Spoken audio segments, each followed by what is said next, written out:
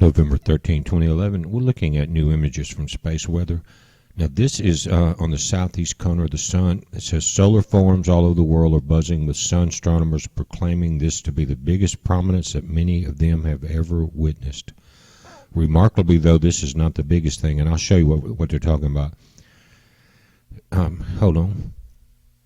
These are the newest images of the video from yesterday called the Grand Filament, and it's growing, and they're saying a dark filament of magnetism is snaking more than halfway around the entire sun.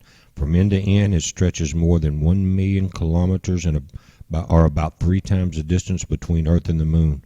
If the filament becomes unstable, as solar filaments are prone to do, it could collapse and hit the stellar surface below, triggering a Hyder flare. We talked about this yesterday.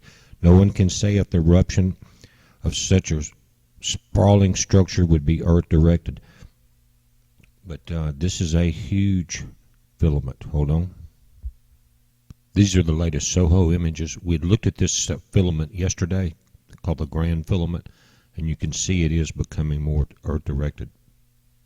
One of two things can happen. They say this thing can lash out into space, or a sudden collapse could fall back into the sun and cause a long-lasting flare that could last for hours, not just a sudden burst of minutes, but hours. But again, this is Earth-facing direction, and we got to watch this thing. No one's ever seen anything quite like this. Now we're keeping our eyes on our satellite that's coming down, the Phobos Grunt. This is the sat tracker right there. Come down here, click there.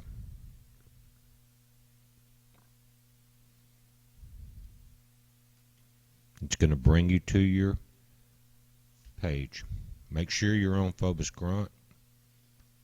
Here's your altitude in miles, 213. It's been varying between 216 height and 138 low. So we're keeping an eye on that. You're about to approach New Zealand. The altitude is rising at 214.15. So that's an update on that again. Now back on our website, talking about our shortwave radios, I would like to ask everybody across the world that has a shortwave base station that can transmit to please come to our comment section and leave us your frequency and the time of days that you transmit. We're going to put together a list so that people that are getting these radios can start tuning them in and finding out where you are in case we have a grid loss from anywhere from a falling satellite to bad weather to one of these grand filaments whipping out there and knocking our power grid back 100 years. But this would be our ways of transmitting. So you guys send that and let us, before we lose grid, let us start practicing and tuning in and finding you guys. We here at Mr. Comet Watch are working on getting our base station built, and we've added some transmitters to this site. As you notice, you're not just limited to receiving. You can, by getting your license, transmit also, and that way you could relay, and it would be, like we said earlier, the new internet.